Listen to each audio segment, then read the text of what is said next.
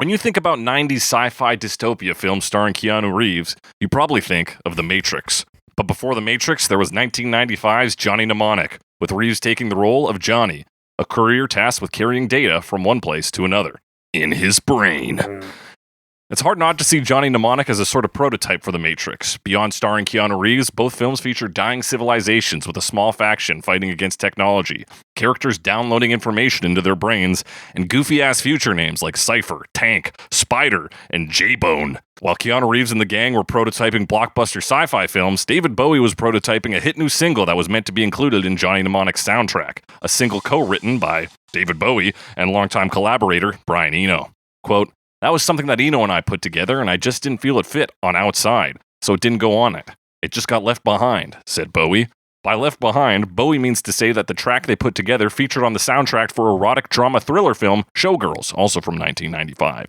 The track was titled Dummy. The release obviously didn't make much of an impact, and it wasn't until 1997 that a new and improved version would see the light of day as a single for Bowie's then latest album, Earthling.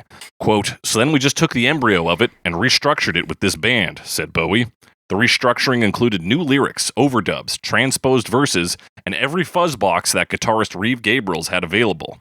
The end result sits somewhere between the hard experimental rock from Bowie's preceding album, Outside, and the rest of his drum and bass tracks on Earthling. And getting to that spot was no small process, according to keyboardist, producer, and engineer Mark Plotty. Quote, "We pulled things off several different reels to make this new composite. It was quite a cleanup job, not the most enjoyable," said Plotty. The composite track hit number 66 on the Billboard Hot 100 in the US, stayed in the Canadian Top 50 for 6 months, and was included on Rolling Stone's list of the 30 most essential Bowie songs in 2016. Not bad for a song inspired by Bowie's distaste for McDonald's. Quote, "I was traveling in Java when the first McDonald's went up. It was like, for fuck's sake. The invasion by any homogenized culture is so depressing. The erection of another Disney World in, say, Umbria, Italy, more so. It strangles the indigenous culture and narrows expression of life," said Bowie. That's right. We're talking I'm Afraid of Americans by David Bowie on Bowie Me. I'm afraid of the animals. I'm afraid of the world. I'm afraid I can't help it. I'm afraid I can't. I'm afraid of Americans. That's right. It's Bowie Me, the only podcast that compares famous David Bowie-related songs to their many cover versions to find out which one is an American. I'm your host, as always, The Snake, joined by my wanting co-host, Alex Mildenberger. Alex Mildenberger. How you doing? Oh, I'm doing pretty good. It's, we're doing this out of order, so I could talk about what I just did, but it would be a long time. You just celebrated the new year. Celebrated the new year. Welcome to 2024, a year of new horizons for many. Year of new horizons. Beloved celebrity times 3 just died. As we all my know. gosh, all three? All 3 of them, man. At the same time? Right? At the same time. Wow. It was... it's tragic, but we'll have to do an episode, but we can't because it's our month of Bowie. It's our month of Bowie, so we can't do it. We're not going to be able to do an episode about Schreck, Baby Yoda, and the horse from Gumby. Horse from Gumby. Yes, Gumby. 3 beautiful celebrities gone before their prime. 2 greens and a red. 2 greens and a red. Christmas colors. Yeah. A little Christmas sandwich. Alex, it's definitely 24, not the start of December in 2023. Yeah, I agree with you. We all agree. We know what dates are. We know how they work. It's another exciting month to celebrate the birth and death, because he did both quite close to each other month-wise, of David Bowie. We're talking about an era David Bowie haven't really touched yet.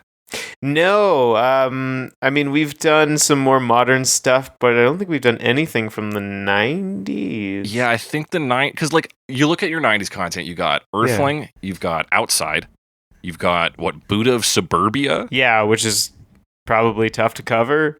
Yeah. Because it's a lot of like instrumental stuff. I can say Black Tie, White Noise, unless that was 89. Black Tie, White Noise is 90s, I'm pretty sure. Yeah, that's what I thought. 91. I thought it was post... 93. There you go. Good year. 1 month after I was born, they released Black Tie, White Noise. Wow, I've never lived in a world without Black Tie, White Noise. Isn't that crazy? Wow. Yeah, it was post Tin Machine. Yeah, that's that makes right. Sense. It's a very strange era for Bowie. It is. And like, I like a lot of the '90s albums, honestly. They're interesting, and this one possibly doubly so because it's very much like, I guess, club music or contemporary music. It's drum and bass. It's drum and bass, yeah. And when you look at the album, like a lot of these songs are like 6 minutes long at least. This one's a little shorter at 5:13 with the album cut. But they are all meant to be like dance to. They all have like extended instrumental breaks. They have these. The drum and bass is quite heavy. It's a lot of electronic instruments. And like I'm obviously not like a dance guy. It's not my predominant style of music, but I think this album's pretty fucking good. There's some cool stuff on it. Obviously this song. Yeah, this song, a standout. But like, I'm just looking over it. I'm like, yeah, this song's on here. I like. And then he does a live version of The Letter also. Yeah, he does. In the reality tour, which is pretty cool. The Letter. Yeah, The Letter. How he announces it. And I mean, have you seen his outfit on the front? It's like a full killer outfit. Union Jack. I don't know what that's made out of, but it's a little shiny looking. I don't know if those are wide pants or it's just like a. I assumed it was like a dress trench coat kind of. Oh, trench thing. coat, yeah, Union Jack trench coat. That might be it. That might be. It could be like a. You're right. That I've always envisioned them as basically parachute pants. Parachute pants, yeah, but I and don't then just know. like a matching top. Yeah. Anyway. It's an interesting look, and not just this one, but the previous album, Outside, which this was almost on. Yes, which was an interesting thing itself, because as I understand, it was a lot of like kind of like jam session type, like they were kind of playing together and like wrote this music somewhat spontaneously. The story I remember reading was like they were playing, kind of rehearsing and warming up, and some like the producer, which I think might have been Brian Eno. This is half remembered, just like hit record basically, and like a lot of that got used, but edited around and stuff. But used. So even the credits for the original version of this, the dummy version, has Bowie and Eno listed as producers. Which that sounds makes right. sense. And it's So like Outside, even amongst the weirdness of David Bowie albums, is its own weirdness. Like you said, it's these strange jam sessions. It's a collaboration with 9 Inch Nails, and there's apparently like I don't remember, like 30 hours I think of unused material. Right, there was because Outside is listed as one Outside, right, and there's supposed to be a trilogy, and supposedly the material exists. I don't know in what state. Like I don't know if 2 was worked on or not. Yeah, but I seem to recall Eno saying like post Bowie's death, or it might have been Visconti. One of them was like. Bowie was like looking to look back at the Outside stuff and like start doing something with it. Yeah. So maybe not in a form that it could ever, really truly exist. But it is interesting that does exist somewhere, and that they like made so much stuff, and that like it just got dropped for this. And there's some similarities too, right? Mostly with the like electronic stuff, going from that more industrial side, and then there was, I guess, he toured with 9 Inch Nails afterwards, which would have been very cool. And I don't even really listen to 9 Inch Nails, but like to see supposedly on that tour they like would. I think 9 Inch Nails would open because Trent Reznor was like, I'm not gonna make David Bowie open for it's David Bowie. That's the story I've heard. Again, a lot of this is half remembered. Supposedly they would like swap out like a member at a time kind of thing until eventually it went from one band to the other, which was very cool because then you have collaboration, which is the anytime you have a dual headliner and they are on the stage together, I'm a huge fan of that. Yeah, because it's so easy to just segment it, right? And be like, these guys are here, these guys are there. Yeah. That's your show. But to have them come on and really give you something that you can only get live. Yeah. These two collaborating. And it just feels so much more real, like organic, because even, I mean, it's rehearsed as well, but it was, it's not really part of either of their things. And now they've creating some new thing together. It's very cool. Yeah. Like I know the other band's like just backstage. They didn't fucking leave. Bring them back out and have them mingle.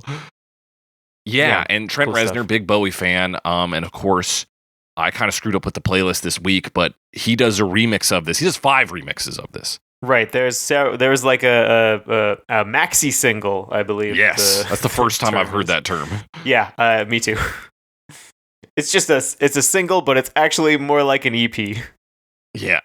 And yeah, Bowie's words, he calls it, quote, not just a remix, but almost an album piece in itself. I was absolutely knocked out when I heard what Reznor had done. It was great. So, and I think that's the popular version. It's definitely the one in the music video.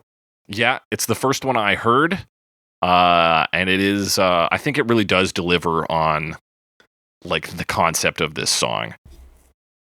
And like it brings out the darkness in it. Yeah, but I do think it's also pretty similar to the album version. I think we can kind of talk about both simultaneously without necessarily. Yeah, and like you can tell it's different, but it's definitely not so different. No, yeah. And even listening to the Showgirls version, Dummy, like a lot of the elements that are present, like the kind of main like hooks and things, are in that version.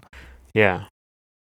Alex, you like this song? You big I'm Afraid of Americans fan? I do like this song. I think I've probably mostly listened to the live version just because I listened to that. I had a phase where I listened to a reality, the live album a lot. Fucking solid live, and it's really good. Yeah, it's really good. It's kind of a weird song for me because I was aware of it for a long time. I remember seeing part of the music video on MTV or something. Or Much Music or whatever back in the day, and like not really knowing, and then like kind of I feel like I mixed it up with another song, but like I didn't really know what this song was because it's like a Bowie song that was popular to a degree, but isn't really among the classics. So if you start looking into Bowie, it doesn't come up immediately, or at least it didn't for me. Kind of sticking in the 70s stuff, so I was still like it was kind of mysterious for a long time. Yeah, it's one that like because when people talk about Bowie, they like really don't focus on the 90s. Yeah. And I'm looking at it because the first time I heard it was on the Best of Bowie because that's when I borrowed that from my sister Ruby and put it on my iPod, and that's when like David Bowie really started kicking off for me. Yeah. And I'm trying to see what it's tucked in between here because it is on here. Is that it's actually right at the end, like Best of Bowie second one? No, it's just called Best of Bowie. It's the album that's kind of like a composite of different shots of Bowie. Okay. So if you tuck it into title, it'll be the first one that comes up there. Okay.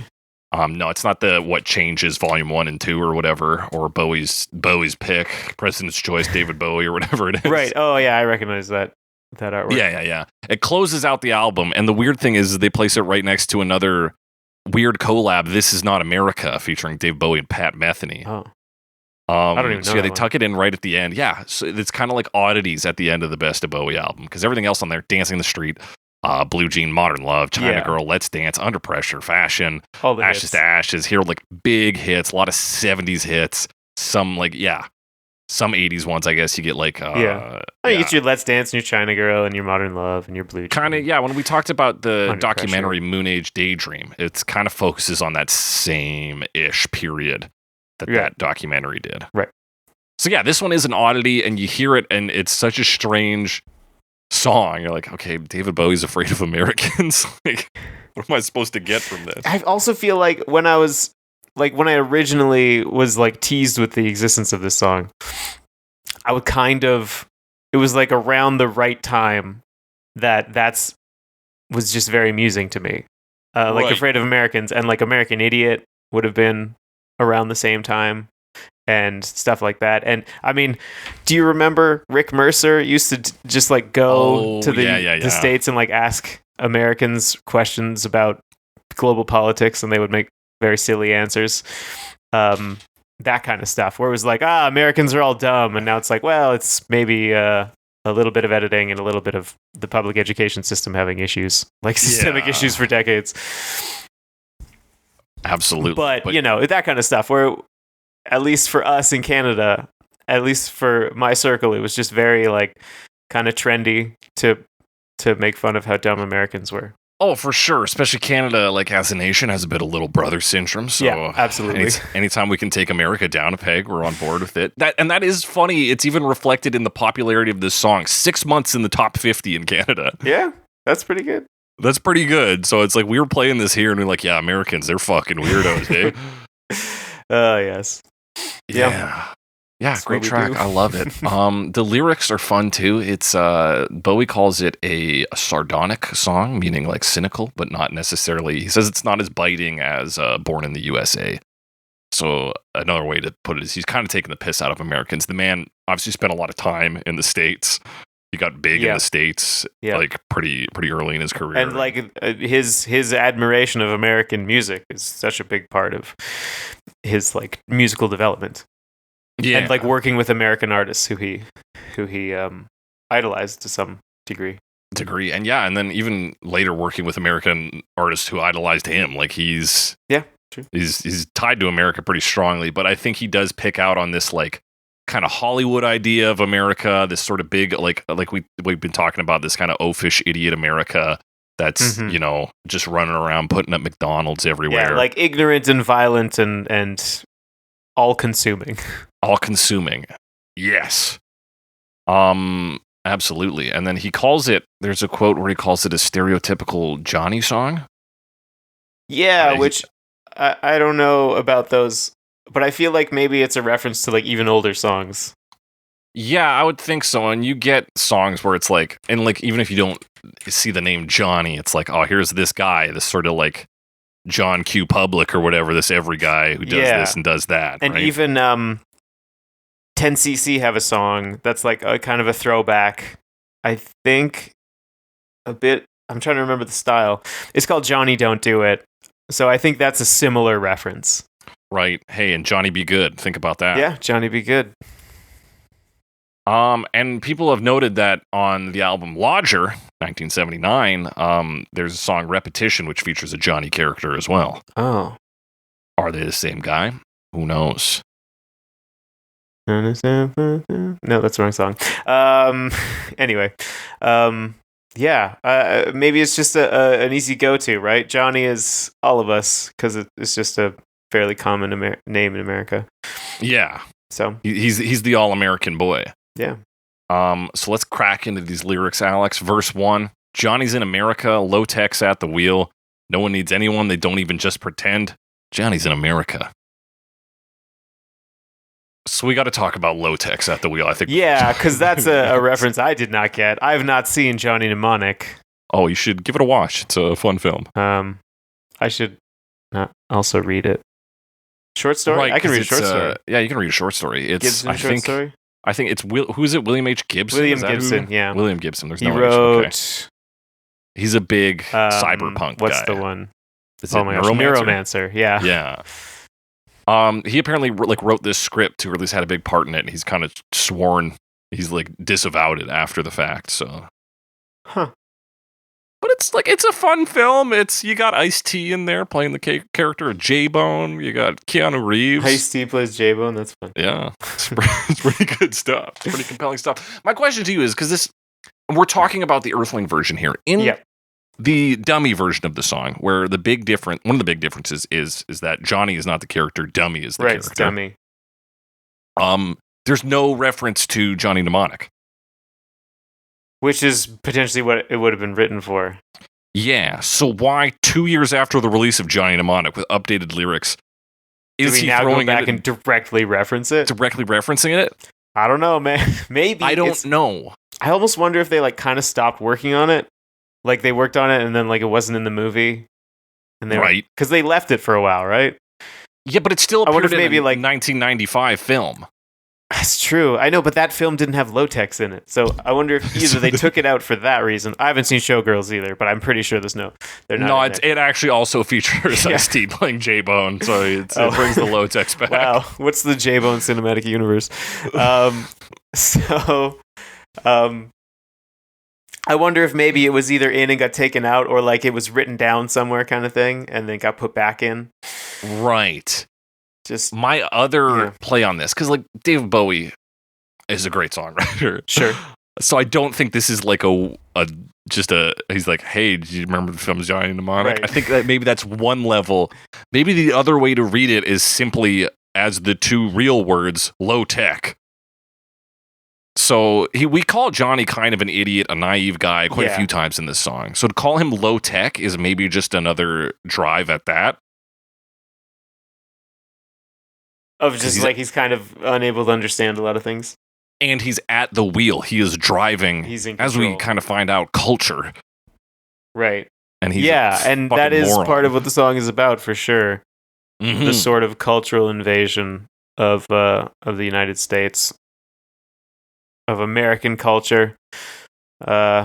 Interesting coming from a British guy, but hey, no, it's valid criticism. It is, it is valid. But you're right, it is kind of funny to hear from him. He's like, these fucking colonizers. You're like, yeah, Like, tell me more. Yeah.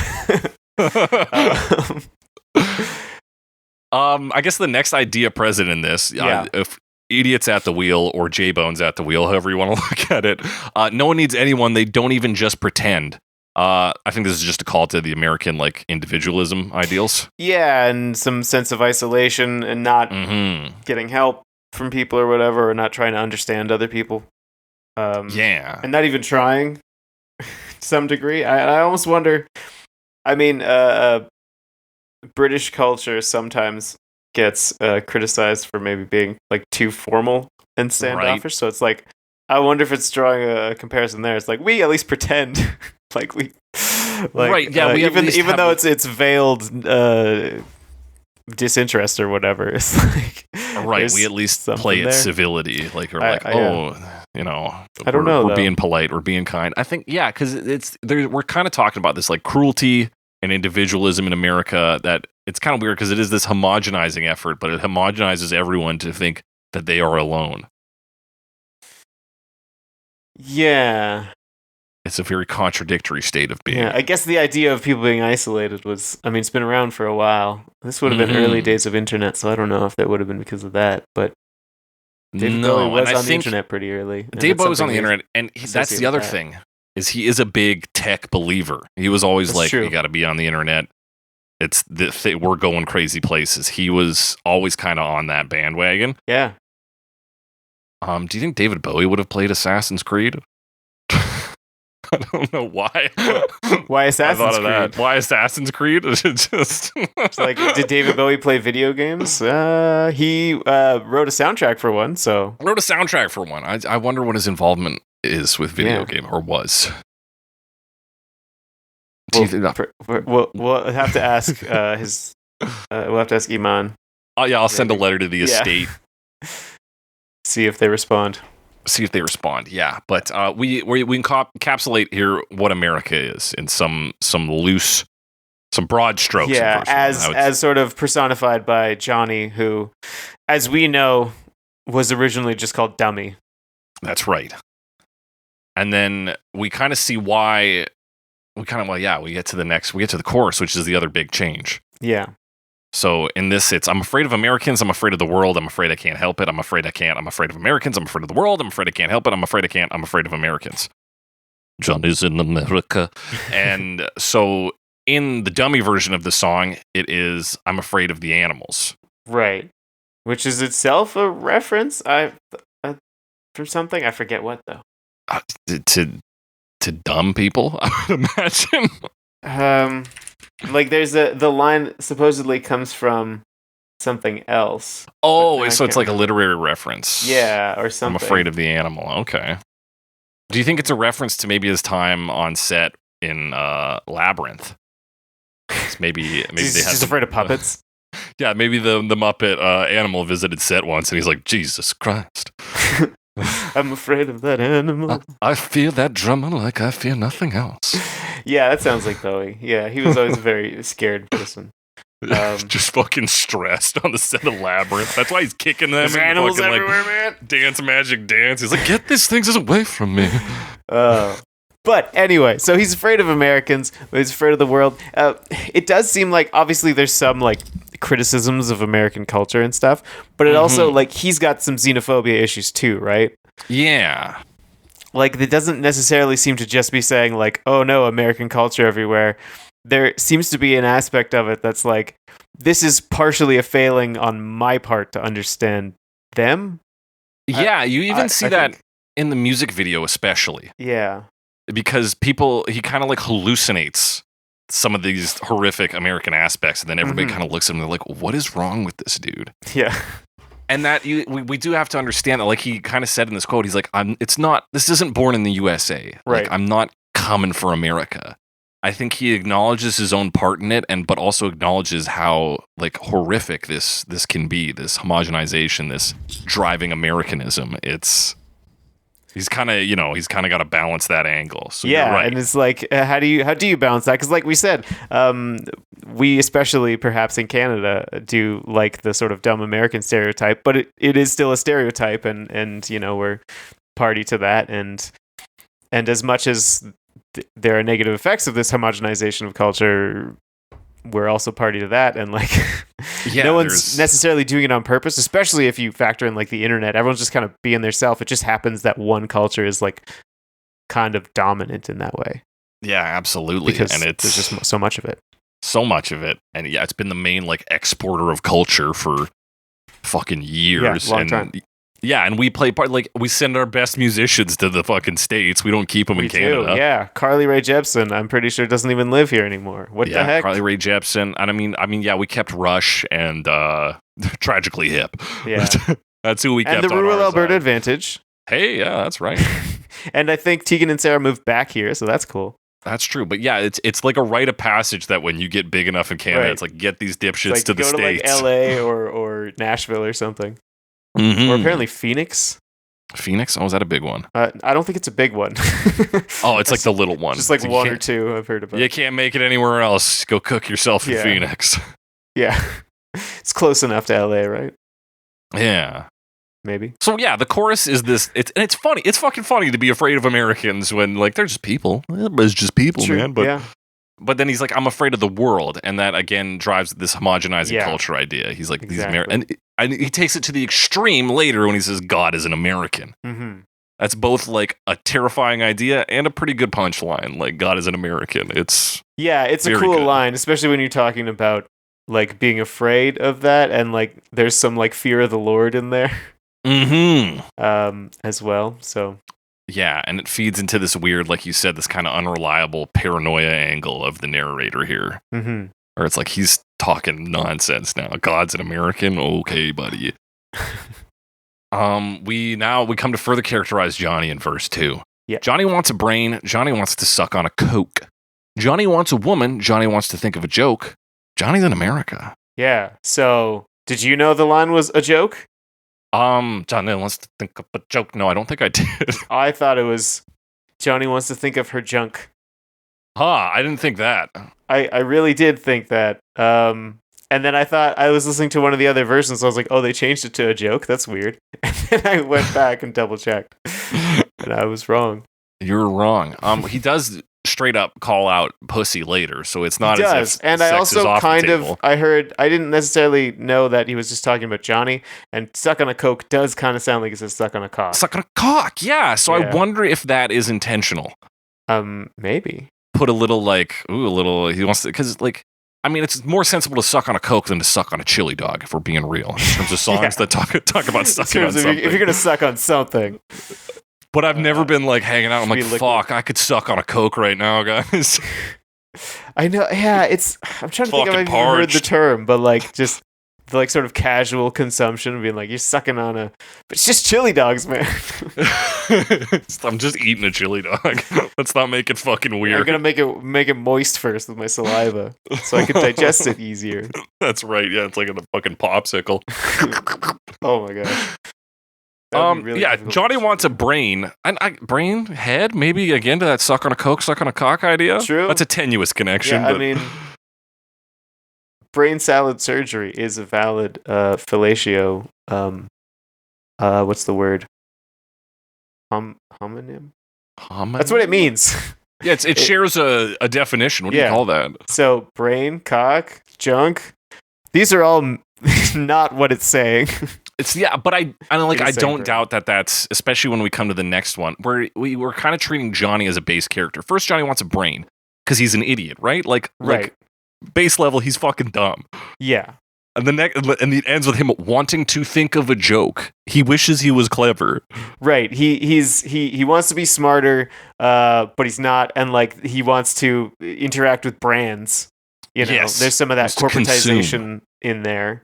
And then like he's fairly single-minded about like he wants just to consume, he wants a woman, and he wants to be funny. Yeah.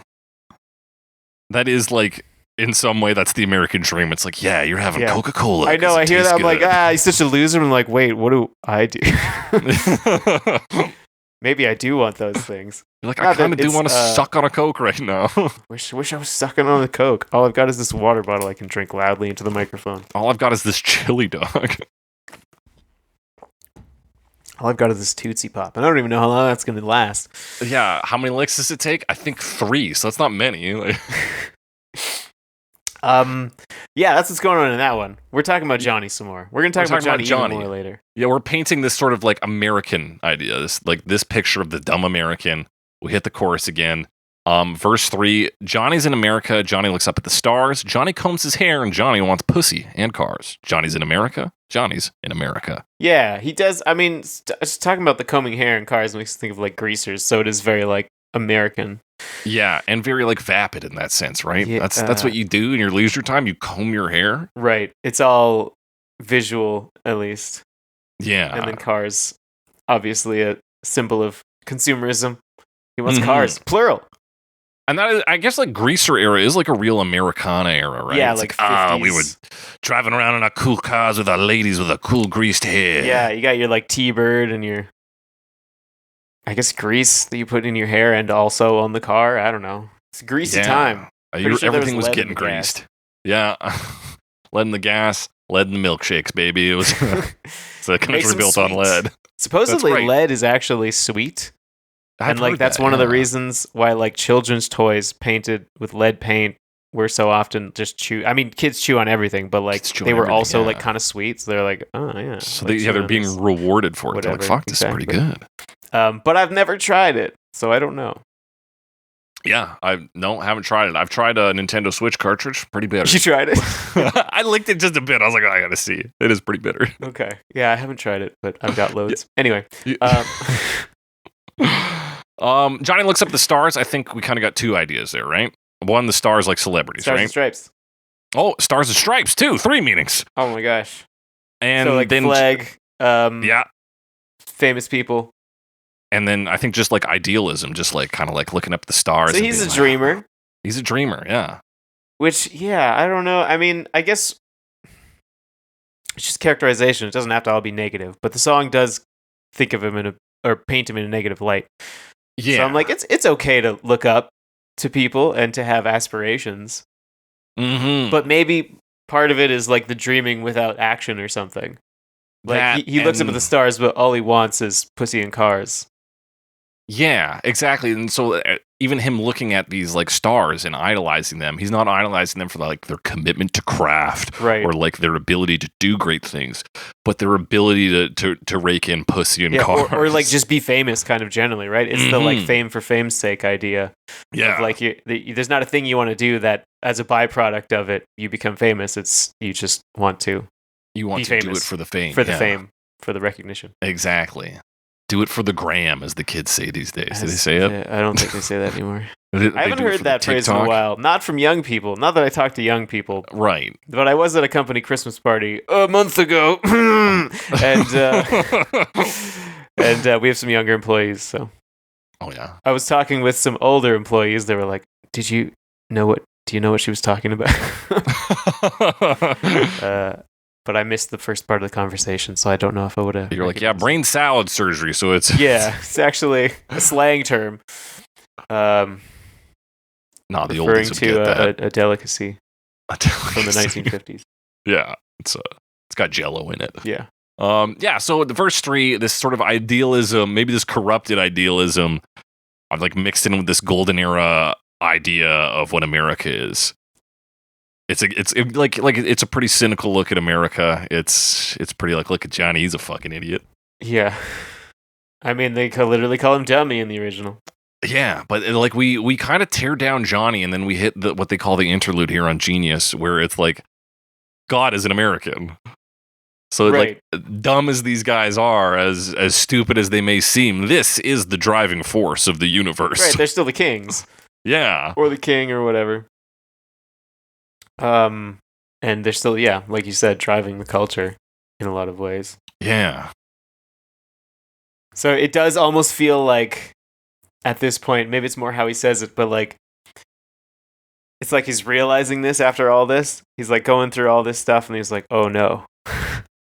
God is an American. It's almost like H.P. Lovecraft. Like he gets this, he realizes the like horror. Right. It's just like looking around and he's like, oh my God. Like It's the God. world around me is terror. Like it is God. And does that play into, we kind of skipped over most of the chorus because it seems pretty straightforward. But when he says, I'm afraid I can't help it, is he talking about his fear of Americans, that he can't help but be afraid? Or is he talking about that he can't alter the situation? Right, he can't do anything about it. Mhm. I've kind of heard it both ways, and I think both work. Yeah. So I would give it a both stamp. Both are Yeah, valid. I would say, yeah, we're stamping it. It's got the both stamp, folks. Yeah. I'll make Yeah. a stamp sound. That was a stamp. Rubber stamp. Okay, rubber stamping it. It felt good. I don't know if we'll that's see audible We'll or see if not. it picks up on the recording. Yeah. I heard it, Okay. but it might get sound gated. For those who didn't hear it, it sounded like this. Boom. Yeah, I just hit a table, so You just hit a table. it's just a bang sound. Like We a stamp. don't actually have a rubber stamp, okay, folks? There's no How do both you know? stamp. You It can't doesn't see me. exist. I Okay, don't I have a- can't I see don't you. have a rubber stamp. You told me you slammed the table. I trust you, but I trust your Right, I word. did. How do you know I didn't slap a table with a stamp? I guess. All right, folks. He stamped it. That's it for the lyrics, though. It all repeats at this point. We get another Yeah. chorus. We get God is an American. God is an American. Great song. Love it. Great lyrics. Yeah. Let's talk about electronic production. Let's talk about electronic production, and let's make the bold choice to talk about 3 versions at the same time here. Dummy, the album version, and the Trent Reznor remix. Yeah, okay. I didn't listen to the Trent Reznor remix as much as the other ones. It's okay. There's only really one part we need yeah. to point out. All right, let's go. And I will do that. Let's do it. So the big thing that carries across all of them is this synth that goes ba-dum, da-dum. Which is a pretty cool riff. I mean, it's very like computery. Mm-hmm.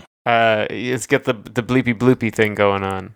Yeah, and a bit of that isolation concept I think comes in there. Oh, Just even like by how like in the disconnected it is, right?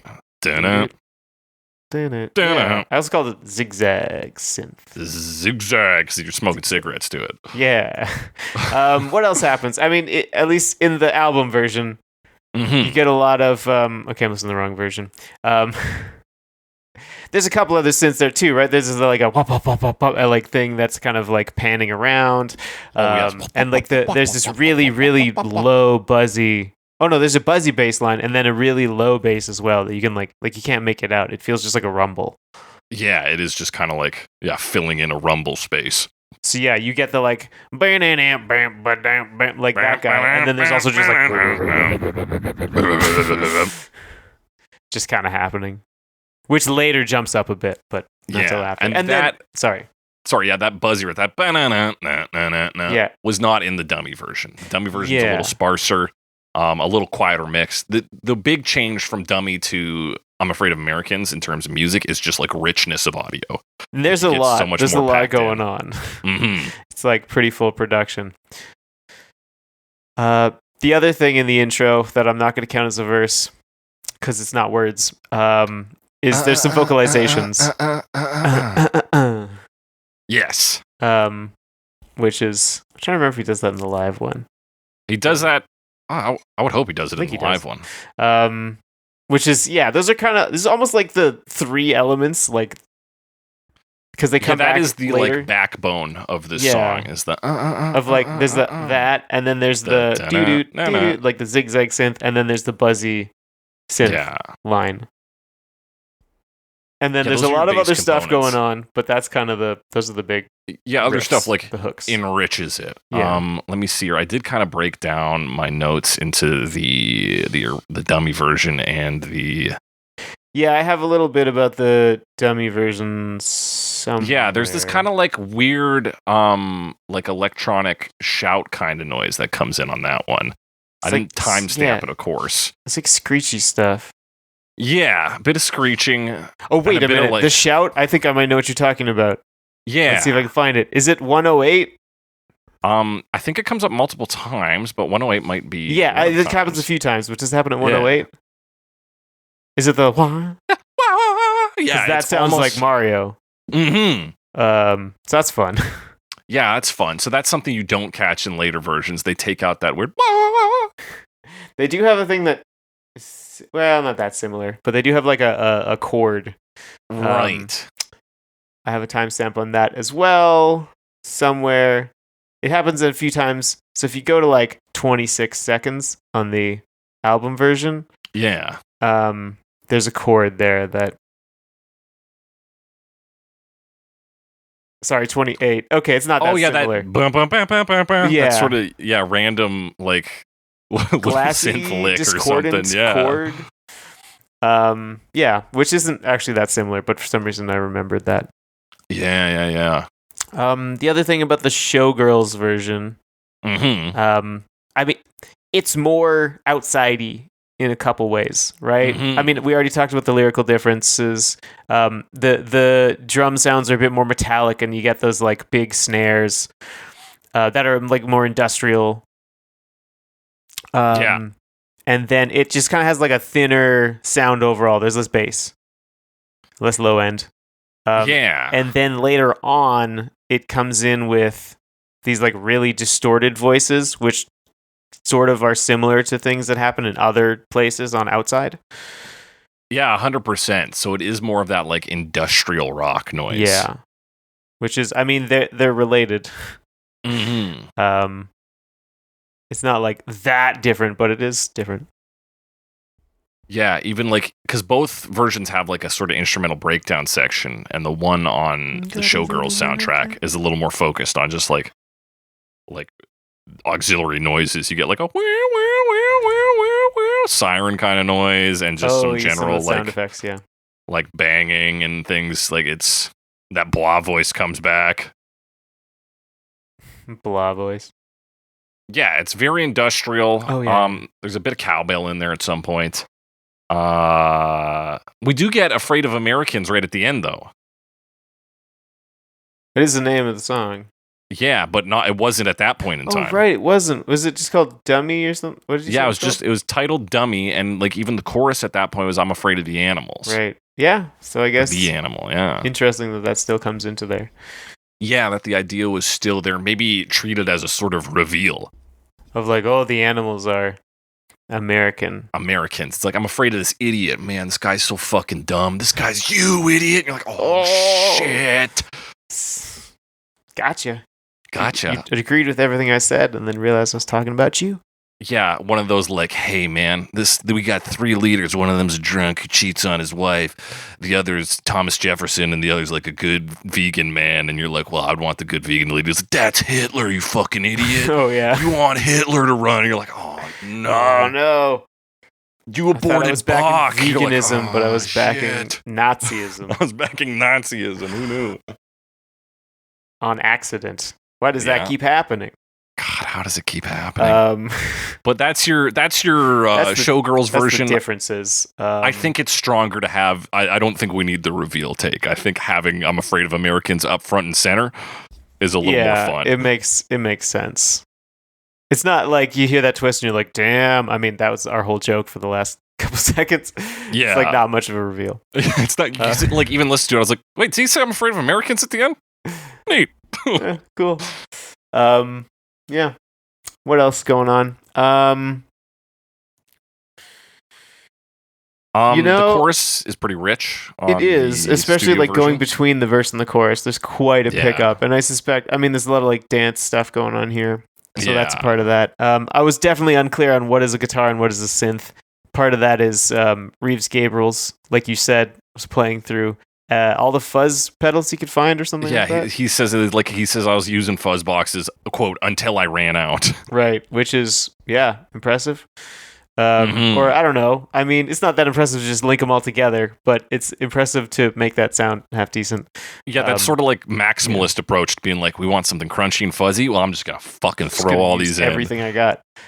Reeves Gabriel's, of course, longtime professional guitar player. I shouldn't say it that way. I think he's worked in the studio a lot. He's also was part of Tin Machine. Yes. Okay. Yeah. Now he's currently since 2012, he's been part of The Cure. Oh, really? Yeah, so that's not like the most impressive time to be part of the Cure. Right. But he's been around for a long time, and he's I think more like fairly well regarded, but like in the industry. He's not really like a big name outside of that. For sure. Yeah, he does good work though. Yeah, I like Tin Machine. I like this song. And yeah, like you said, it's so heavily altered with all those fuzz boxes. It's like I can only know it's a guitar because I know that Reeves Gabriel told me he used all these fuzz boxes. So it's cool sound though. Yeah, you get that massive crunch, and then you get this kind of like high synth doing this.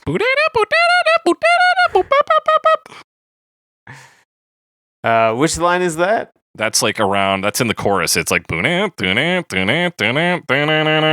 high bit, the bloops. Oh no, yeah. I'm not thinking of the. No, it's the chorus. bleeps. It's not the bloops. I'm thinking of the verse. Oh yeah, you get your riff. Yeah, not the oh, not that one. But the part countering that. Okay, the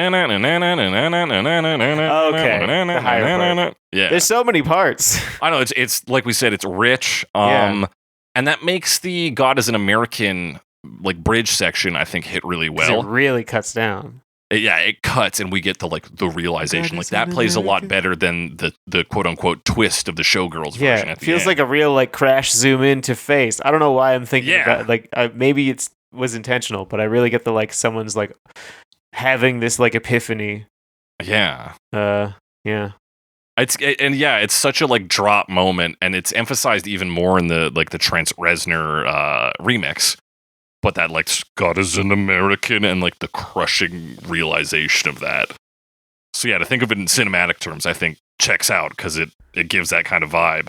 All right, cool. Yeah. The other thing to mention about the Trent Reznor version, the really big thing, just because it's used in multiple versions after this, is on the chorus, there's just two big dumb chords. This.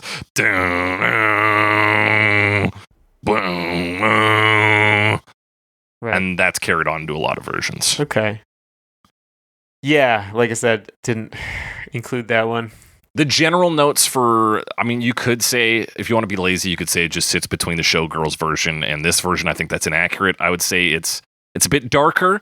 It is a little bit sparser in the instrumentation, but it hits harder maybe with each instrument that's in there. Yeah, things feel a bit wider.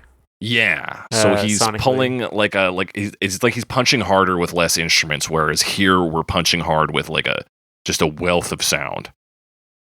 Okay, yeah, that makes sense. Makes sense to me anyway. Who is the Reznor version is the underdog, whereas the album version is the reigning champion. You know, just because they're it's both got strong, the resources. He's got the resources. So there's another sound, and it's kind of like a screechy sound, and I'm trying to figure out if I think it's the saxophone, but I'm not sure. And the timestamp I have is 151. It's in the chorus. Yeah. Let me get over there. Yeah. Saxophone. Kind of. Oh yeah, that. Yeah. Yeah, I want. You might be right. Hang on, I do have the credits here. I don't know if there's no sax. So what we have on the also song, saxophone, David Bowie. Oh shit! It's credited in title. Okay, perfect. It's not credited on Wikipedia. I gotta be using that title credits feature more. I'm fucking up here, Alex. I mean, like I said, I just learned about it like a week ago. So Also, good call even catching that as a sax, because similar to the guitar. Yeah. Like just sounds like another one of the synths. I'm pretty sure that's the sax in there. It must be, because where else is it? I know, right? It sounds the most like a saxophone. If they were like, no, we need the saxophone to sound like something completely different, and we need a synthesizer to sound like a saxophone. Saxophone is like, wait a minute, we can simplify what this. are we doing? Yeah. I thought it was like maybe a theremin or something, because just that high pitch. But yeah, no, you got to be right. Alto sax. I think so. Yeah. So again, like Rich, that's in there. Yeah, it's very cool. It's very heavy. I had my partner Greta listen to it this week, and she's like, the whole experience made me uneasy. I guess that it's effective, right? Yeah. Because it's about fear. Mm-hmm. It's about and unease. Wow. Fear and unease, yeah, and like you said, we get musically, it really plays into that. I think with the crunchy sounds, like focusing on a digital soundscape makes it less human and makes it a little more eerie that way. And just kind of like the spacing between things, the movement from soft to like heavy in the chorus it's all brilliant, smart stuff.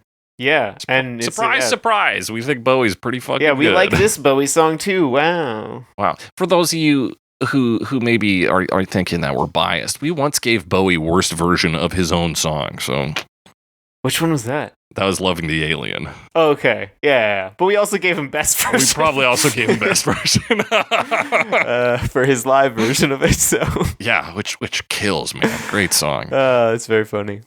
Yeah. So this song's great. What do we end on with this one? Does it just kind of fade out? Actually, I was just going back to check because my notes don't agree with the lyrics as they are written online. So I'm just double checking. Yeah, because I always thought he said at some point Johnny's an American. Yeah, or Johnny's in America. And then the outro on Genius says God is an American. So I wonder if that changed in the different versions. I'm not sure yet.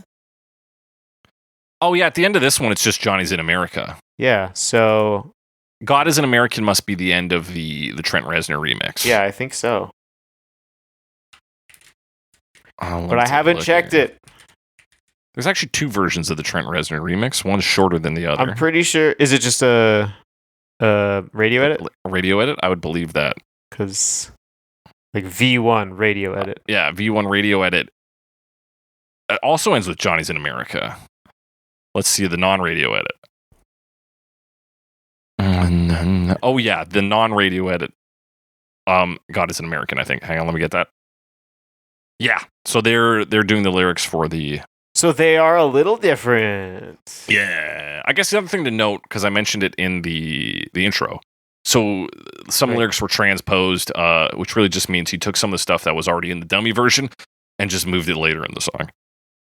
Yeah. Yeah. Moved it.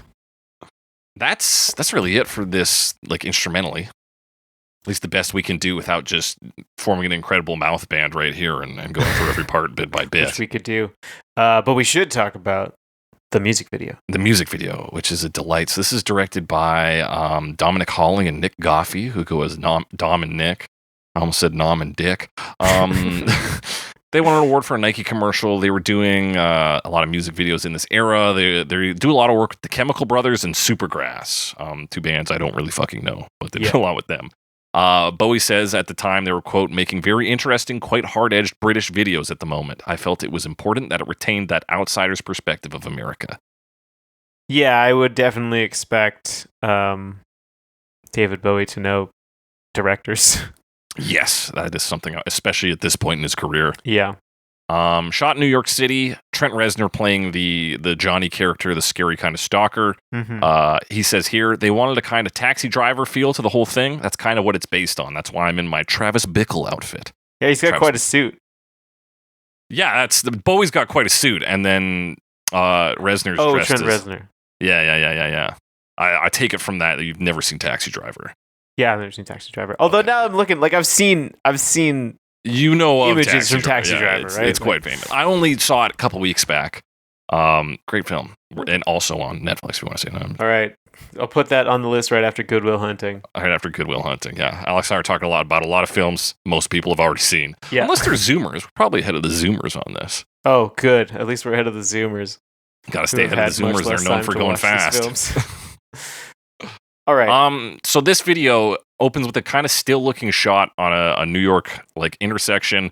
Yeah, it's David almost Bowie's like at a too real. newsstand. Like maybe it's just because there's not much motion, but looking at it was like too clear. Yeah, and this is the 4K upgrade. This video on YouTube, so it could be that. And there is like a weird because some people are still in this, rather like that. I guess it's just because they're stopped at the light, maybe. But yeah, it does feel like weird.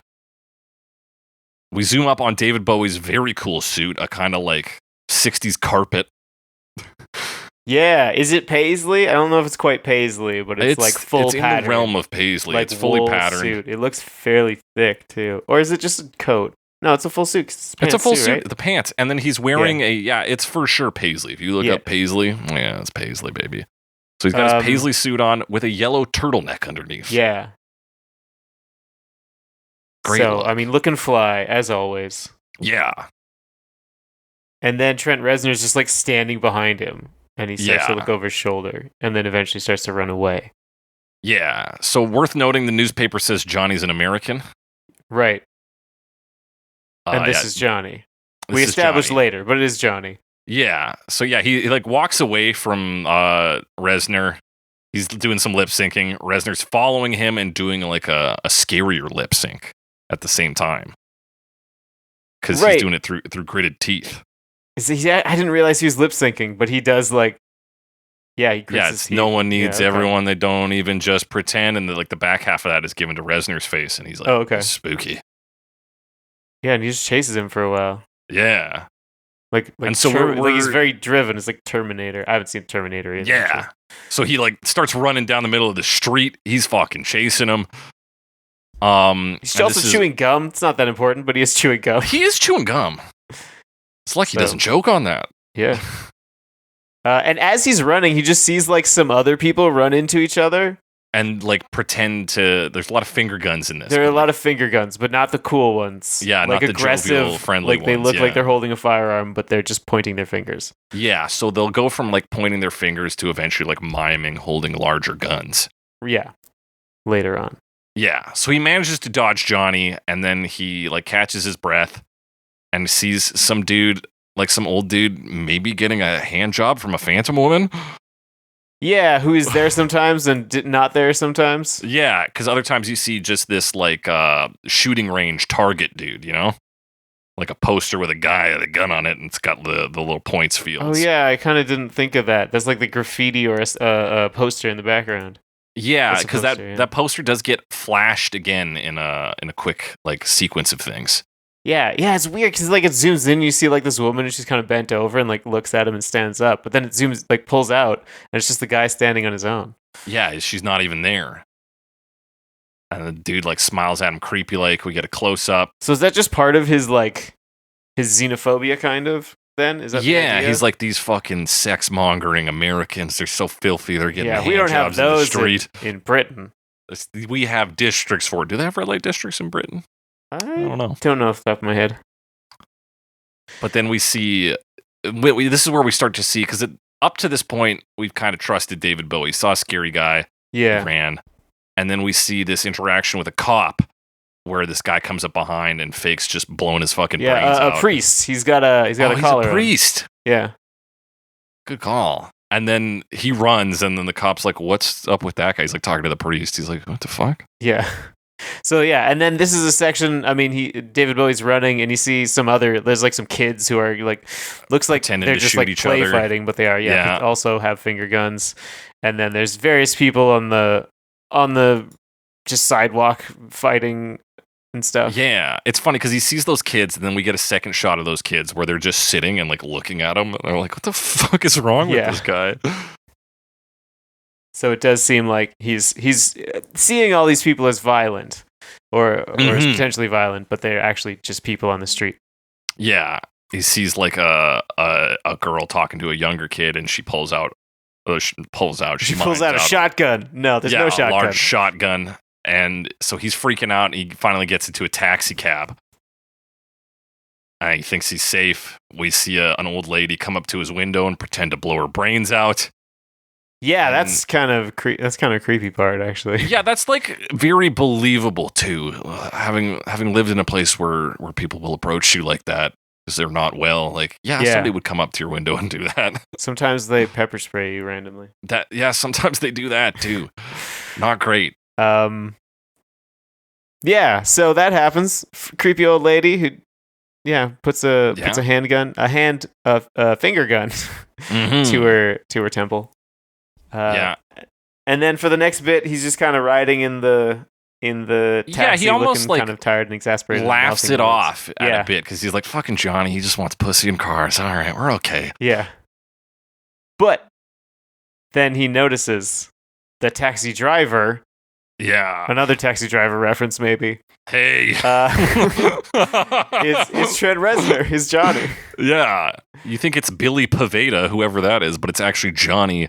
No last because name. when it pulls up, like you can see the taxi driver and it's not Trent Reznor. Like it's a guy with a beard. But then he changes. So it also seems like he's seeing Johnny everywhere. So presumably, I mean, he read the article about Johnny, and then he starts to see him everywhere. So it does seem, you know, good point. Yeah, he like sees him behind him first, and now is afraid. Yeah, so then he's trapped in the cab, and Reznor's driving like a maniac, and then he eventually gets dropped off in an alleyway here, and then Trent Reznor does like a kind of Metal Gear Solid 4 moment here, where he's got a fake gun. He's doing fake guns to actually, but the things actually guns. blow up. Yeah.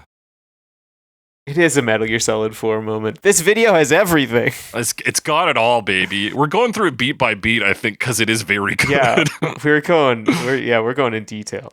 Yeah, so he pretends to shoot it up. The taxi starts blowing up. This is where you catch another shot of that Target poster getting some bullets through it.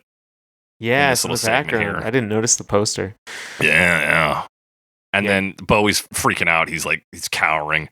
And then, boom, the taxi cab's perfectly fine. Yeah, cuts away, and it's just the tires are back together, and he's just crouching on the street. Yeah. And he's okay. Yeah. And then he realizes that God is an American. And then we get this bizarro, like, Mad Max death cult. Yeah, marching through the streets in their little parade. Yeah. They've got, like, some very interesting facial hair.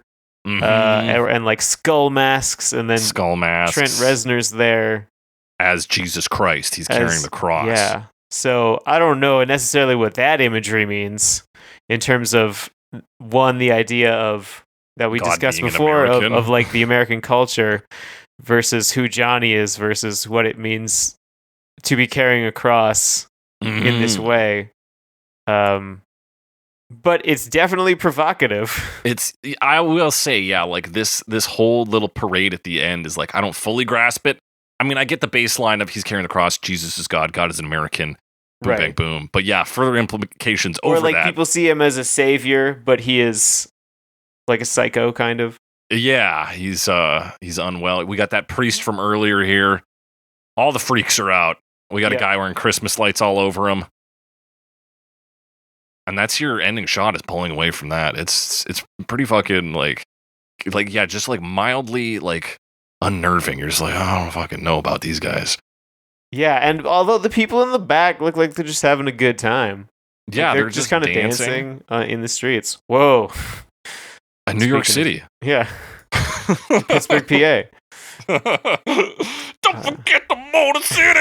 Oh shit, I forgot the Motor City. Come on, don't forget the Motor City. Yeah, very cool. It plays great with the lyrics and like even the moments, like the God is an American reveal as we kind of realize that Bowie's been hallucinating, and then this fucking parade that also has it's good. It's a great music video. Yeah, it's very cool, and like I only saw part of it, but I remember being very taken in, even just by like seeing the image of Bowie in his like suit on the street, especially with that hair. I'm like, hair, what? Yeah. Because at the time I was like, when did David Bowie have that hair? Like I didn't know about 90s Bowie. Yeah, that's right. Yeah, it's an interesting image. A lot of secret looks in his his life. Yeah. But that's an hour in. We finally covered everything about the original. We technically talked about 3 versions. We did talk about 3 versions in a music video, so. Way to go, us. But we got to talk about some real covers here. Let's talk Amber Spyglass in 2004. We do, yeah, not the book.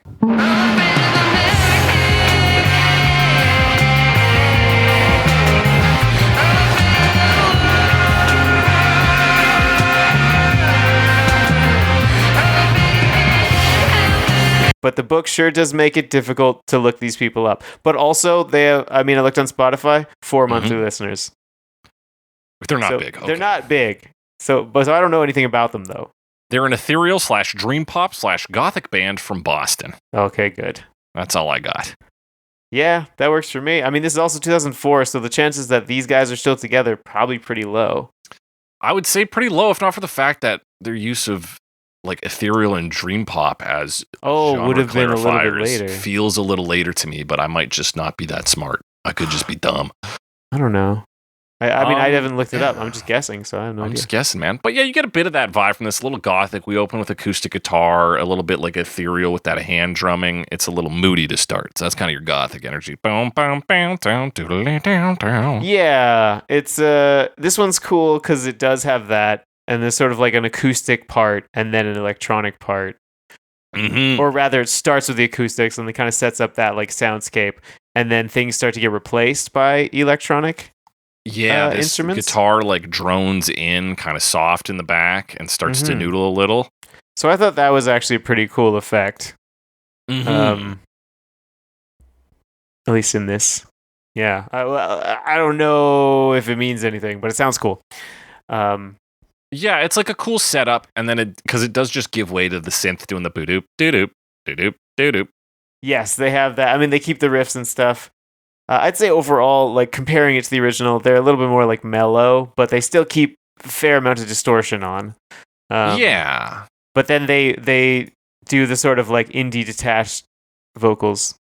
Yeah, and I think that kind of plays with their instruments. Like you said, it's a little more minimal, but it keeps this kind of like, I guess the word to use would be ethereal. This idea of being that outsider perspective of America where you're like, this place is strange. We were in a strange place. Right. And you have that ambience, and there's a little bit, I mean, I mentioned the detachment. There's a little bit about detachment in the song, you know. No one needs anyone. They don't even just pretend. Yeah. So it's cool.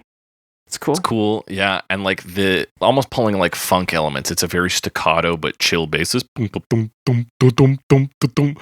little bit of guitar over there. No, that's bass. Okay. Boom, boom, boom. You get like a lot of like clean takes on that bass too, where she just breaks. And it's like boom, boom, doo-doo-doo. It is a cool sound. Do you think it's a synth bass? I think, judging by that bit at like 55 seconds, and I'm not a professional bassist. Sure. But that comes off as an electric bass to me more than it does just the way boom, boom, doo-doo, just something about the attack. It could be a synth bass. Could be. Very well could be. I do hear that. You kind of get that pluck sound. Mm-hmm. Yeah. Okay. Cool. Do we have I kind of like their bridge because they kind of like have this drum roll going on. Yeah. And they just say like Johnny a few times. Yeah, they do say Johnny a few times. I wish I would have. I don't have timestamps for this one for some reason. Okay. Before we talk about the bridge, though, I want to talk about the skank on the chorus. Okay. There's a skank on the chorus. And I'm not talking about the lead singer. Am I right? Should I cut that? What do you think? It does have a backbeat. I didn't notice that. It's kind of buried because there's like a lot of noise. And it's very similar, like in frequency to that. But there is a guitar that like accents the backbeat as she's singing like "God is an American," and then it's that's the other move. Like on the original, it's much more like staccato in the vocal delivery. God is an American. I'm afraid of Americans. Like goes a little bit longer, but. Like she stretches it right out. She holds it, which I mean, I guess helps with the like ethereal thing because then you get the sound stretching out and then everything sort of blends together. Yeah, it lends to that idea of like isolation too, right? You're like the things are just sounds just carrying here because nothing else is around. Yeah, that sounds right. I mean that's pretty much what I have to say about this one. I didn't have a ton. Yeah, but I thought the drums are almost decent. jazzy on it. I think it's pretty decent because it like as much as they threw genres on it. It doesn't really apply to my like structuring of genres. It's like jazz, reggae, fucking rock. It's the more like emotive ones. It's like it's dream pop. It's ethereal. It's like okay, where it's kind of like more tone based than it is like structure based maybe. But then it also pulls in like jazzy drums, a reggae backbeat on the chorus, without necessarily sounding like either of those genres. Yeah, I tend to agree that it doesn't sound like those. But yeah, it has some elements. Yeah. I thought this one was pretty cool. Yeah, and I did like the split. I mentioned the acoustic going to electric, and then at the end it kind of goes back. Yeah. So, yeah, it's pretty cool. Pretty cool. What else is cool is taking your band name from Band-Aid. I think that's a really cool move. Yeah, another difficult to Google group. But I did find some information on this one. On Spotify. Think I got a little bit too. This is We Are the World in 2010. I'm afraid of America. I'm afraid of the world. I'm afraid I can't help it. I'm afraid I can't. I'm afraid of America. According to their Spotify description, they were critically lauded by stars like the late Dennis Hopper. I don't know why Dennis Hopper. And That's a Lady very Gaga. strange pick. Like the guy who played Bowser in the Super Mario Yeah. Bros. Movie. Which almost, like, I read that because it says Dennis Hopper likes us, and also Lady Gaga, brackets, who called them her favorite band. I'm like, almost sounds made up because it's like too extreme. Yeah. But I don't know if you can just say that. But I don't know if anyone would notice. I wanted them to have a quote from the villain from Waterworld, Dennis Hopper. Dennis Hopper again. The protagonist of Space Truckers thinks we're pretty yes. good. I like Okay, Dennis Hopper. He's pretty That's good. the limits of my Dennis Hopper knowledge. Okay. Sorry, my wife has just come in here and presented me with a riddle. A Dennis Hopper based riddle? I wish. No, I got from these guys. I got LA based electropop band. Maybe I put a maybe there because I'm not 100% LA. sure. I see LA. Yeah. This one, Lady Gaga might like them. Lady Gaga. It might be her fucking favorite for all we know. Yeah. So these guys have a kind of shoo like quality at some points. I also have shoo referenced in my notes. Perfect. They're called experimental, right? Yeah. And I agree they have that sort of experimental sound, which is weird because you'd think that experimental would be harder to define than that. Yeah, it shouldn't sound like anything. But they are in the genre that we call experimental. But I'm not exactly sure what the experiment is or what they're trying to do. Like it's kind of noise, right? A lot of the time. Yeah. I feel like, I don't know. It's just a funny name, and I know our genres are somewhat meaningless, like right. Folk and stuff. Kind of doesn't make sense because it's like, well, it's not folk music if it's pop music. Like if you made it to sell, like it's not really folk music, but right. It has the folk sound, but which it has is what sort we of consider a folk sound. Idea of whatever.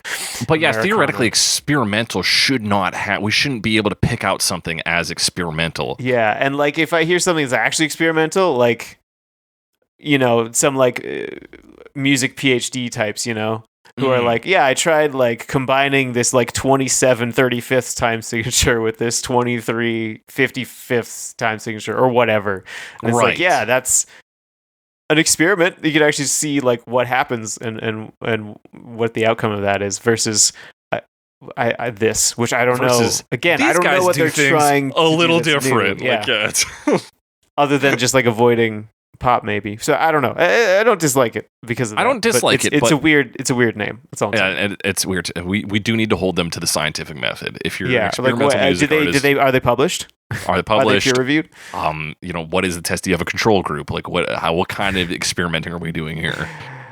It's a lackadaisical, but we open with kind of like big bassy noise, big bassy drum noises. What is the sound of this one? I mean, it's that, like you said, like there's a lot of electronic stuff, a lot of synthesizers. I think the drums, I think there's a drum machine and maybe also hand drums on this one. I would believe that because you definitely get some hand drum-ish noises. Yeah. And then they have some other stuff, like you get some like skipping sounds and like they do like a ratcheting cymbal that's not as fast as I would think in like a trap beat, but it kind of is similar. Yeah. And then sometimes their drum sounds like it's underwater. Yeah. Is that when it also kind of sounds like it's from Yoshi's Island? My timestamp is 53. 53? Let me see here. Yeah. Kind of like lo-fi and samples that you'd get from a Super Nintendo, I guess. Yeah, it sounds just kind of a bit like a song from Yoshi's Island. I don't know the name of it, but it's like. Unfortunately, I don't know Yoshi's Island music. You got to get in there, Alex. Some of the best stuff is in Yoshi's Island. I know, man. I think it's the athletic theme is like a really solid one. You told me about this guy a while back, YouTuber who like sight reads Mario music on a piano. That's like pretty much his whole bit. And he does it at like a retirement home or some shit sometimes, or just like some community center. Yeah, he just like plays, or I think used to play. Don't think he plays anymore, but like, yeah, and like some public place, and people would just be like, "Hey, can you like play this really complicated, difficult music without having known it before?" And he's like, "Yeah," and he does. Yeah. And so, yeah, he busts out this one, athletic theme. And then these old folks are like, yo, what is that? And he's like, oh, it's from a Mario game. And then they like pull out some brass and like gather around. And they all just do a big group version of it. It was a very beautiful thing I witnessed on YouTube. That's so cool. Very cool. Especially if you can just pull out brass. That's a very... Yeah, like where were they that they just had like big brass too? You should try and find the video. Yoshi's Island has some great tracks. This one briefly reminded me of it. Right, we're getting off topic. The vocals, I think maybe this is part of why it's called experimental. The vocals are just kind of not great. No. Yeah, like it doesn't sound like they're really trying to like sing. Yeah. And it doesn't hit the although level part of it like, might be production. I don't know. It doesn't hit me as like punk rock sarcasm though. Sometimes we've had like punk rock cover artists who be like, "This song's dumb and we'll sing it like it's stupid." Right. You know, It just kind of sounds that's a like take. they don't care that much. They don't care. Yeah, it's maybe like a small jab at pop while also being like, we sing like weirdos. Yeah. So that's the big, like, that was one of the big reasons I thought of Shushu, because Shushu always is like singing like close mic, like falsetto. Yeah. Very weird noises. Yeah. I do like the percussive stuff on here. A lot of it works for me. That underwater drum. Yeah, there's still the some cool kind of sounds. bassy stuff at the start. Cool sounds for sure. New lyrics. New lyrics. Unless Do I tell. wrote this in the wrong place. I'm afraid how the story unfolds. Oh, yeah. So uncertain how the story will go. Never Yes. before and never since. Big Brother on a merry something. Couldn't make it I out. got something rest in our heads. Yeah, I got rest in our heads as well, but that didn't make any yeah. sense. And then they say, I'm afraid of how the story will go. So uncertain how the story unfolds, which is just, they flip Yeah, they the just last flipped the two ones, and then words they there, repeat yeah. never before, never since line. So know. I honestly don't even know what they're getting at there. I know. I tried to look it up. I was like, is this a quote from something? Or like, is it this- just like fear of the future because you don't know how it will go? Like, yeah, fair enough. Yeah. And But also, I don't know the Big Brother line. Yeah. yeah, I don't know what it's meant to mean. I guess maybe that homogenizing nature of Big Brother is watching over. and Yeah, maybe. He's in all our heads, so that's what's driving us. American geopolitics. Fair Something like enough. that. We get synth kind of woodwinds in at this point too. This good tone. So I do like a lot of the tones of the instruments in this. Oh yeah, that other little riff. Yeah. Yeah. Yeah, it's cool. That's a pretty cool version. Next version though, also kind of cool. We got Ann Wilson in 2018. I'm afraid of Americans. I'm afraid of the world. I'm afraid I can't help it. I'm afraid I can't. I'm afraid of Americans. Yeah. That Ann Wilson? It is that Ann Wilson. It is that Ann I Wilson. double checked. Singer-songwriter, best known as the lead singer of Heart. Yeah. Covered this on her 2018 album Immortal, a tribute to musicians who recently died. She said of this song in a press release, quote, a sardonic look at Americans through the eyes of a non-American, David Bowie. I love this little prank of a song and decided to surround the words with the sounds of the rest of the world that is watching. India, Italy, France, Britain, Asia, etc., etc., Okay, etc. I did not get the I did not read that quote, but I heard the sounds, so. You heard the sounds, yeah. So I think that plays, at least in the verses, she says the rest of the world as a tribe ends up engulfing the self-important, superficial, vain, materialistic, low-tech Johnny, who in this song is the stereotypical American. It's not a hate message, but certainly a reality check from an outside perspective. I had fun with this one, and hope my fellow Americans will too. Yeah, I thought it was interesting, partially because Heart, somewhat famously, like, kind of got their early start in Canada. Yeah. I think they're originally from Seattle, and then they used to, I think, play in Calgary for a while. I might have made that up. Maybe it was I remember, because we talked about out Crazy east. on You, which they fled the draft because one Yeah. of the Oh, band that's right. members. That's right. So they fled from Seattle to like Vancouver or Chilliwack, maybe. It was somewhere Yeah, in that like area. BC. Yeah. And released music there. So yeah, they do have like a bit of Canadian culture in them. Yeah. So it's kind of fun.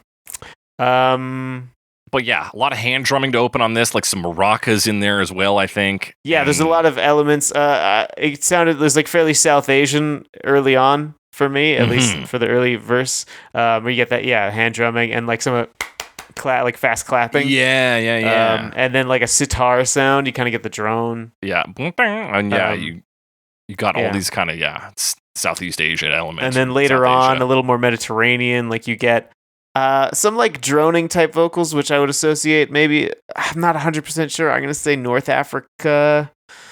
Okay, yeah, I I'm could trying see that.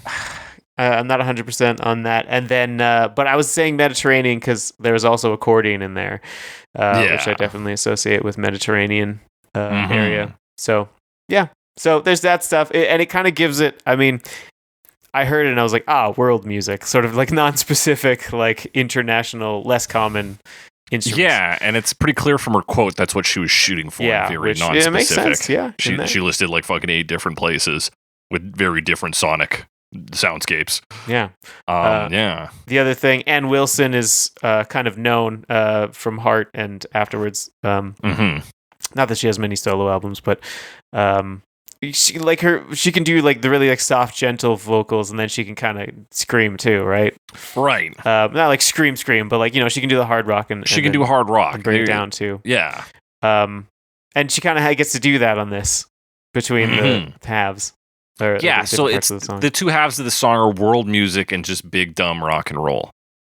Because your chorus is just like because once it gets into the chorus, it's like distorted guitar. Like we don't have we might have the sitar, I don't know. And not even like the crunch and like digital distortion that's associated with the original version, just like kind of straight hard rock. Yeah.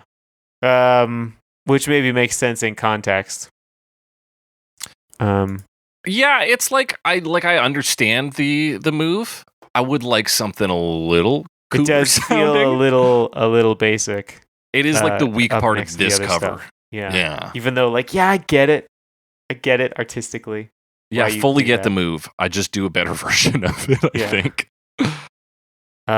There's near the end, there's a few like sound effects. Like there's like ambulance or like sirens.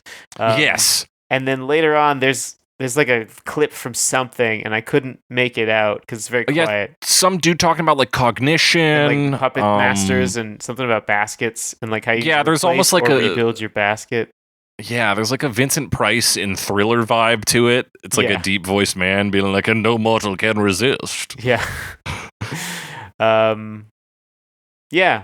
So this one also interesting. Yeah, definitely interesting. With a pretty broad I don't know, number. A lot of broad reach instrumentally. Broad reach, yeah. We kind of end on like almost carnival instruments. It's a fade out. It's like carnival, like carnival. Yeah, second time in 2 weeks I'm going to talk about. Well, I guess not in 2 weeks, but last year I talked about a cover sounding similar to "For the Benefit of Mr. Kite." Oh yeah, For the Benefit of Mr. Kite. Way back last year. Way back, and this also has some of that vibe in that ending. Yeah, for sure. For sure. Yeah, it's a version that almost every version from this point is going to try some kind of fucking like edgy twist on "I'm Afraid of Americans." Ann Wilson's move is this random dude at the end who you can't really hear. We Are the World did their fucking weirdo like I'm afraid where the story goes, Big Brother. Right. Yeah, that's kind of where people move. And even 10 Jinn kind of has that. Yeah, they do have that, because I also think vocally they're trying to be Donald Trump. Let's talk about him. 10 Jinn, 2018. I'm afraid of America. I'm afraid of the world. I'm afraid I can't help it. I'm afraid I can't. I'm afraid of America. Oh, you think that's... I think vocally they're also trying to be Donald Trump. They include Donald Trump quotes at the end. I mean, Hitler and Donald Trump. That's right. Drawing like direct comparison. The big two, yeah. So these are a neoclassical prog rock band based in California. Yeah, who've been around for, I guess, decades. They have music video. Yeah. But do they have a music video for this one? Yeah, it's mostly just them playing it in there. Oh, okay. I just fucking ignored that then. What do they say at the start, Alex? I can't have them. I can't have it now? Something like that? Oh, maybe. That makes sense. I don't know. Yeah, it kind of like pans back and forth. Yeah. I can't quite make it out. Yeah. So this we get like a bit of more chaotic instead of like sparse. We get that dun but there's this like chaos of arpeggios behind it. That's yes, they have a lot going on, and that definitely sounds like they called progressive rock, and that definitely has that sort of progressive rock sound of like you're really like jumping around the fretboard kind of thing. For sure, yeah. And it's kind of cool because they also split it up. Like they have that in the verses, and then they become more like big distorted guitar chords. Almost actually like a simplified version of the original riff in the chorus, and then it gets a little closer to the original riff throughout the song. Yeah. When they're also doing that wow wow is directly from the Trent Reznor V1. Oh, right. I'm Afraid Americans. Okay, so that's the reference to that one? Or yeah, that's the reference there. All so right. they're pulling from there. And yeah, their vocal quality is like his voice is strange. Yeah, it's very nasally. Very nasally. And there was a part like midway through, I was like, is he trying to like do a Donald Trump impersonation? And then you hit the Donald Trump quote at the end. I'm like, I think he is. I think he's trying to like. I should have listened to something else by them to see if that's just his voice. That would be a smart move. I didn't do that. Me neither. Please hold. Still kind of his voice. Still kind. I mean, his voice is always going to be his voice, right? But yeah, maybe and I think maybe he turns it on and off. But I think there are parts where he's trying to call to that. Okay. Yeah, and I mean, there's definitely like there's some Trump quotes. I remember them being in the news for the most part. Yeah, about like bombing other countries and taking their oil and stuff. Yeah. And then there also may be direct comparisons between what is being said. I don't speak German, but they definitely, Hitler, like, it's the exact same speech from rallies, and yeah, it was like some guy came up and talked to me, said I was doing a bad job. I said, I'll bomb the shit out of you. Yeah. Like, wow, he's the same guy. I'm like, oh, he says Scheisse. Yeah. So that's kind of what really like drew my attention in this one. It's got the rest of the song too, though. Yeah, it's got the full ass song in there. Yeah, I don't have much else other than that. It's kind of like got the split and the quotes and the voice. Those are the big points. And then the music video. No, wait. Do you have more to say about it? I don't. Tell me about the music video, okay. Alex. Well, it's not much. It's kind of they got the low frame rate, like grainy footage filter going on, and it sort of goes between like shots of driving around, I think, L.A., possibly even more specifically Hollywood, but I'm not 100% on that. There's probably landmarks that I didn't take note of. And then it cuts back to like the band just playing in their like garage or whatever. Probably a soundstage actually, but I don't know. And most of it's just the band. And then sometimes it shows the city footage. Focus on like tent cities and stuff to show like poverty, I think. Yeah, it was I mean, it's always prescient, but probably possible direct reference to something that some of the quotes or something that was said at the time. But it is aiming to be addressing that. And then there's some like footage from Trump rallies, but also like anti-Trump protests. Yeah, on the street. So that's pretty much it.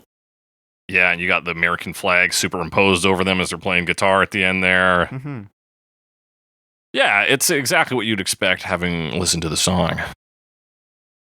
But we got to listen to one more version of this song, and that version is by Nikolas Schreck. No, I'm kidding. We got two more versions. Ondara in 2019. Well, I'm afraid of Americans. I'm afraid of the world. I'm afraid I can't help it. Well, I'm afraid I can't. Well, I'm afraid of America. Yeah, Ondara, a Kenyan-American singer based in Minneapolis, and he likes Bob Dylan. Hey. So we have at least one thing in common other than the Minneapolis thing. Other than being Kenyan, yeah. Just kidding. I'm not based in Minneapolis. Yeah, other than being Kenyan. Yeah, I don't have a whole lot to say about this one, I will admit. This one yeah, it's pretty straightforward in its approach. Acoustic. He picks the guitar and he sings it. Yeah, kind of soft singing. It's meant to pull the drama out of this version, be like, as much as the last version was like boom, big and edgy, this is supposed to be like, damn, America. What happened? That kind of take. It's pretty good the real sound. question is, Lots does of that echo. work for you? I think sound-wise, it's quality sound. Pretty good, but he does not say pussy. That's right. He says girls and cars. That's right. Although I forgot to Disqualified. note this, Ann Wilson version is the only one with an explicit tag. But she Don't bring just that up. pussy. I don't even explicit tag our episodes, and I said fuck in the intro. So like, Yeah. No one seems to complain. yeah. No one interacts with us. No one interacts with us, so don't worry about it. Yeah, great vocals, I think, from him. He's a good singer. The stuff is moody. I think it just kind of like even in the Ann Wilson quote, she's like, "This is a fun prank of a song. It is. There is a bit of tongue in cheek to it. It's like not as heavy as some people are playing it. Right. He seems to be playing it heavier, right? Yeah, and without any bite, because at least the other ones are like, right? They're a mad dog. This guy's just like, damn America. Yeah, I wonder. I mean, as like an immigrant, I wonder if the perspective is a little different because compared suppose so. to like either like an outside view of like someone like David Bowie who is still affiliated with the United States, even though he's Right. from Britain. If there is something there, I don't know. Maybe this is maybe just also his style. Yeah, also that possibly. He changes the line right at the end. He says, "I'm afraid of them all." Or is that Yes, just in the that's chorus? right. I think that's in the chorus in general. I'm afraid of them all. Yeah. So he's every single afraid American. of all the Americans. Yeah, I think that plays more into this kind of like devastated, scary experience where it's like, damn, all Americans are scary. And yeah, you're right. That maybe plays more for him, a Kenyan immigrant who, I mean, had like David Bowie's the advantage of being white as an outsider, right? Like Exactly. So yeah, it could play into that. So I don't know. I can't really comment on it. I can only speculate. You can absolutely comment on it. In fact, if you play back these past few minutes, that's exactly what you've done. But no, I'm just saying it might be there.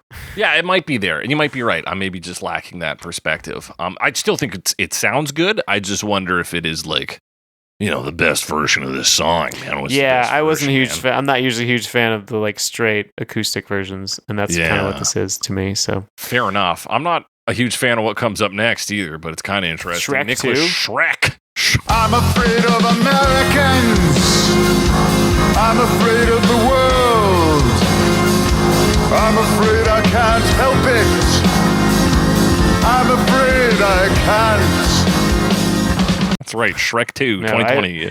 I pushed the title window to half of my desktop, and the album is called Schreck 2020. I'm afraid of Americans, but it shortens it to just Schreck 2. It's actually : I'm afraid of America. Oh, yeah, you're right. Checkmate, Alex. Oh my gosh. Better luck next time, fellas. This guy's an American singer, songwriter, musician, author, filmmaker, and tantric Buddhist religious teacher operating out of Berlin. Credits beyond this are producing Christopher Lee's first album. Yeah, which is pretty cool. That's very cool. Some spoken word heavy metal. Yeah. But you don't like this one. I don't like this one. He feels maybe a little self-important to me. Like he's doing there's a little musical theater in his approach, like the vocal delivery. And then his weird bit at the end where he's like, do you guys want to hear my impersonation of every president for the past 100 years? I was curious, is that actually him doing those? That's him doing those. Okay. I was wondering if, I don't know. I thought they were decent. Some of them are good. So I was like, I thought it might be like a deep fake or something. No, it definitely doesn't. I've heard enough of the AI generated ones. It's not. And this is 2020, so we weren't really hitting that. Yeah, I think it's some of it, but it might have been some of it, glitchier. but not a ton. Okay. Yeah, he does that right at the end, where he just does a bunch of president voices, and he either says like Johnny was American or is. Okay, folks, Johnny was an American. Johnny's an American. That's his Obama. Yeah. Well, Johnny's an American. That's his Ronald Reagan. That's me doing an impression of him doing an impression of Ronald Reagan. Spot on. Perfect. Yeah, it's perfect. It's what everybody tuned in for. Yeah. He's also, his voice is very low, and he does kind of do the talk singy thing. He sings more than for example, Christopher Lee on his albums. Sure, but it's still towards talking. So it kind of gave me like Vincent Price vibes a little bit. Yeah, sure. Just because it almost sounds vampiric. And he looks a bit like a vampire in this photo. Yeah, he does. Maybe that's why. It's the hat. What else happens in the arrangement? I don't have many notes on the arrangement. It's pretty sparse, so it's boo-doo, Yeah. doo-doo, and then like kind of just drums going. They're going kind of, they're hitting cymbals and shit, but it's pretty tame. And then just bass like slapping that root note.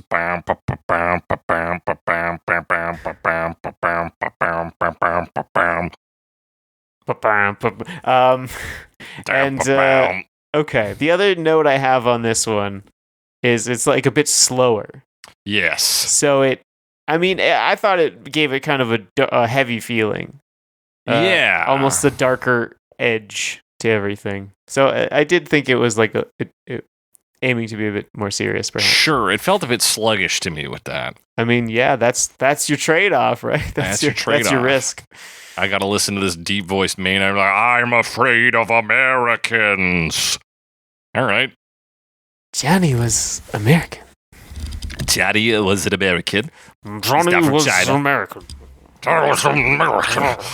On that, yeah, ultimately, the only part we're talking about is him doing a bunch of American president impersonations at the end.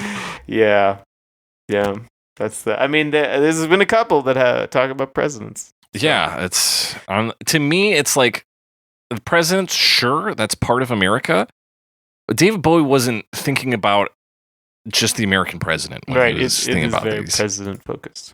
He's thinking about American culture. So if you were to have like Donald Trump in there or whoever, sure, but give us quotes from just other Americans to take it away from the presidency. We're focused not just on their political situation, but more as a cultural entity. Yeah, something a little.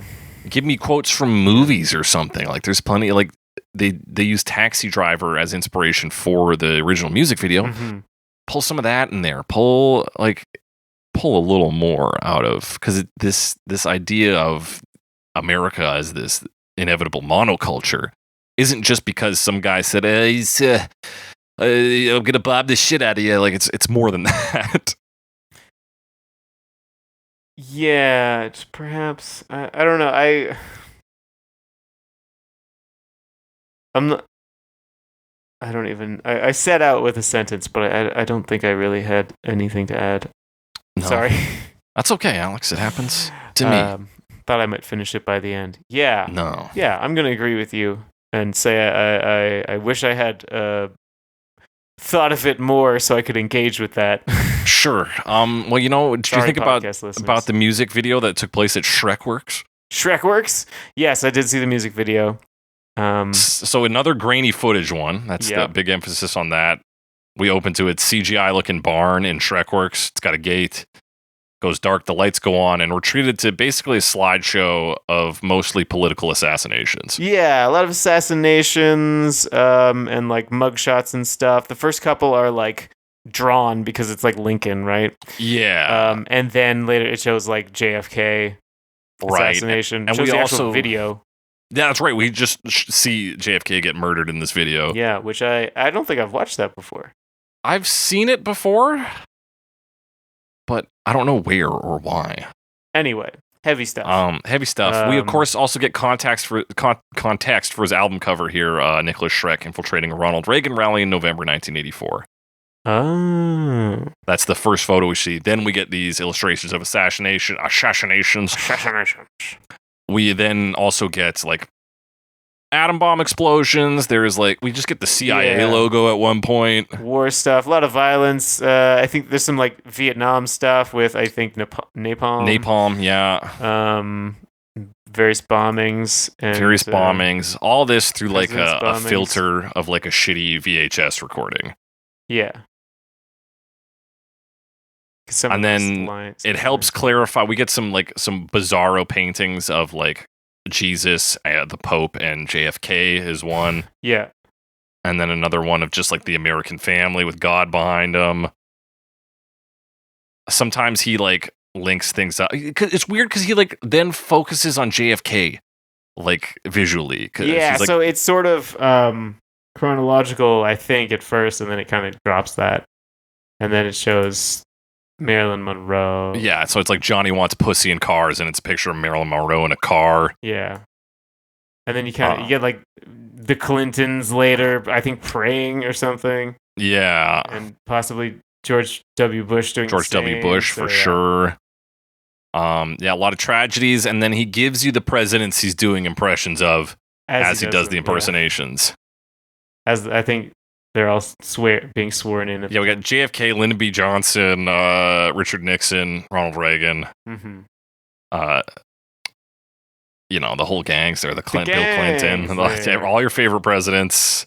Jimmy Carter, I think, is even one of them. Yeah, he might be. We got Obama, we got Donald Trump, and then the video ends with these like Chinese propaganda posters of them like taken down. I think it's Chinese. Yeah, it could be Korean actually. It could be the one on the right is I think Korean. Yeah, they could be from different sources, but it does look more Korean to me. And that's this one. Curious about the credits here, Alex. We have Heather Ray credited with battery and percussion. It was plugged into her. She was okay. So they ran power through her. Yeah. Okay, sorry, that's Heathen Ray, not Heather Ray. Heathen Ray, which is maybe another David Bowie reference. Oh yeah, Heathens powered the keyboards. Yeah, so Adam could play the keyboards. Yeah, perfect. Makes sense. All right, Alex, let's break it down into our final verdict. Yeah, so we got 3 categories today: worst version, best version, most American version. Take it away, Alex. What's the worst version? What's the worst version? What is it? None of them like blew me away. I don't think. Mm-hmm. I am going to say I didn't really like the 10 Jinn version. I think that's a fair choice. I'm giving it 2. I don't know. It was all right. I wasn't a huge fan of his voice. Or I think we talked about some of the chorus instrumentation was not super engaging either. Yeah, I wasn't crazy on his voice. I think I'll give it to the other one. Maybe that was the Ann Wilson version. No, can't second guess myself. Don't second guess yourself. Stick with 10 Jinn. I'm going to give it to the other one who focused too much on presidents for my taste. Nikolas Schreck. It's just a little minimal. It was a little slow for my taste. The heaviness didn't really play for me because I think you lean too much into the heaviness of this version. You miss what kind of makes it good, in my opinion. Which is the sort of less heaviness. Yeah, is that it is like a bit tongue in cheek at it, but it also like allows you to it's a little disconnected. It's not like it's so bad America. It's like I'm a little worried about homogenization. I don't think it's great. And some of these American ideals are a little silly, but also to be fully afraid of them is a little silly. I'm David Bowie. Thanks for coming to my TED Talk. Like that's the vibe. So I'm gonna give it to Nikolas Schreck. Alex, what's the best version of this? What is the best version of this one? Again, wasn't blown away by anything. Mm-hmm. A lot of moves made here, but I don't know if any of them really blew me away. I'm gonna say I did kind of like Ann Wilson, but I think the one I like the most might be Amber Spyglass. Yeah, that was a solid one. Yeah, it was pretty decent. They kind of had the acoustic to electronic thing, which I thought was a cool move. Yeah. I think good choice, Alex. I think I'm going to give it to We Are the World. I don't know why, but I liked the percussive stuff. I don't mind the sort of experimental voice. No, that was cool too. That's a cool version. I kind of liked it. It's good stuff. Like kind of like you though. Nothing really blew me away this week. Alex, what's the most American version? Most American version. Ann Wilson, because it's world music. Actually, that's not American necessarily. I mean, America's part of the world. I know, but it's also, I mean, when I think of world music, it's usually American and British artists, right? Yeah. What's the most American version? The one with the most presidents is probably the most American version. Solid choice, Alex. Nikolas Schreck. Nikolas Schreck. So American, he fit all the presidents in there. Every single one of them. All 50. Single one. 6? I think maybe. Well, at the time, how many would there have been? 2020. 2020. 55. 45. 45. Yeah, I thought you were a little over. I'm off by 10. Yeah. Solid choice, Alex. I'm going to give it, for most American, I think I will give it to Ann Wilson. Because there's nothing more American than having a build up to just 2 big dumb chords. Some kind of sloppy hard rock. Yeah. Way to go, Ann Wilson. Hell yeah. That does it for our final verdicts. If you got a similar opinion, different opinion, want to talk to us about a version we didn't talk about, like all 5 of the Trent Reznor remixes. Oops. Hit us up on the app formerly known as Twitter. #CoverMePod, at Jake the Cressy, at some Alex Wise Guy. Send us your comments, questions, concerns, suggestions for future episodes. You can also email those to us at covermepod@gmail.com. Talk to us there. Be sure to rate and review us. We are on YouTube Music. We're on Apple Podcasts. We're still technically on Google Podcasts. They're still around. So if you're, I don't know how much longer for, but yeah, it's like get off of that if you're on it. But yeah, I'm transitioning. yeah, make the move. We're still on Spotify. They still haven't put up the episodes they said they'd re-put up because it's fucking assholes. Yeah, Spotify sucks shit. Amazon Podcasts, we're there too. Be sure to tell your friends, family, neighbors, loved ones about us. Tell everybody you know. Tell everybody you don't know. Let them know about us. It's the only way that we're going to get big enough to charge you guys money for a Patreon service where we record bonus episodes where we review chips or something. I don't know.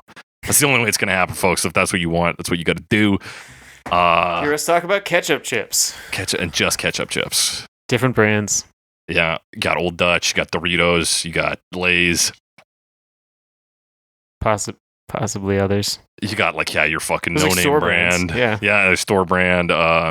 President's Choice probably's got one. Listen, folks, look forward to it. We kind of been plotting this for a long time.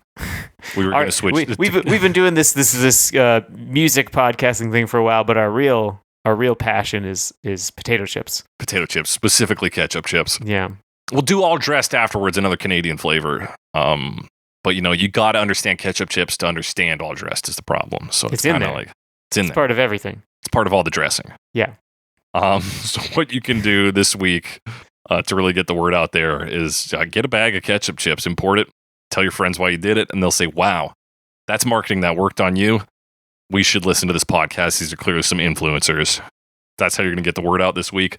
That does it for today's episode of Cover Me. And as we always say on Cover Me, no one needs Cover Me. They don't even just pretend.